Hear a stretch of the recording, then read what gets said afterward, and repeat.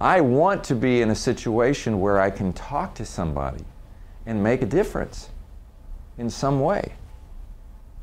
And that's true for my kids, it's true for my wife, it's true for coworkers, it's true for anybody. If I'm in a situation ecologically where I have to share the same space, or you know, in some way we are connected to each other, either through work or whatever, I'd really like to be in a situation where I could talk to this person, they could hear what I had to say, and I could help them to reframe the way they look at things, and I could be a help to them.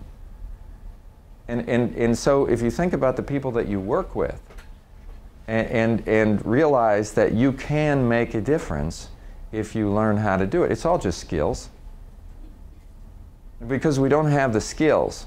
You know, so here's this teenager who's unruly, and you're just frustrated. Your buttons have been pushed multiple times, and you've lost your respect for your own child at this point. And now when you talk to him, it just turns into a blow-up, and you're just frustrated with the whole thing. Okay, maybe you don't know how to get out of that situation, but the only thing that I can say is every time you engage in a conflict where somebody else has disruptive behavior, and you can learn even a little bit how to deal with it a little bit better, what you're doing is improving a skill that will help you in all future situations where there's disruptive behavior.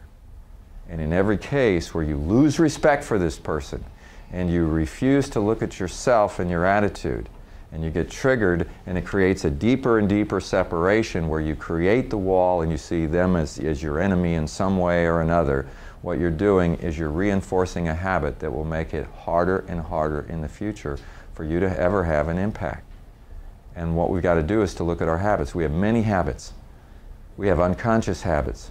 Sometimes somebody looks at you and says something in a certain way, and you don't even know what's come over you. Just something rises up inside. You shut down, all these kinds of, those are unconscious habits that are happening. You can change those habits. It's hard to change an unconscious habit, but it starts with awareness. And then you can work with it, and I teach people tools, and we'll talk a little bit about some of the tools. But see, a lot of people aren't willing to do it. It's just they'd just rather put the wall in there, and they would rather accuse the person of being bad or evil or whatever, and they justify taking a position against people, us versus them. You know, but the reality is, you know, in a business we have to look at all kinds of things. And we have to figure these things out, and we have to become a team, and we have to get understanding and work together. But if we want to, we can start looking at it as evil. And then we can lose our respect for people. And then no matter what they say, we've got these filters going on, and even if they do something nice, we can filter it and say they have an ulterior motive. It's our frame of reference. And you can do that with these doctors coming in, and you can do it in all kinds of situations, and realize that unconsciously we filter, and we're